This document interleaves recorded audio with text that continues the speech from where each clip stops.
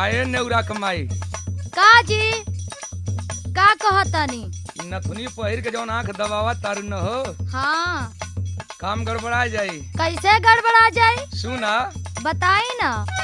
बाई आंख दबा के मारत बाड़ू जान हो नथुनिया वाली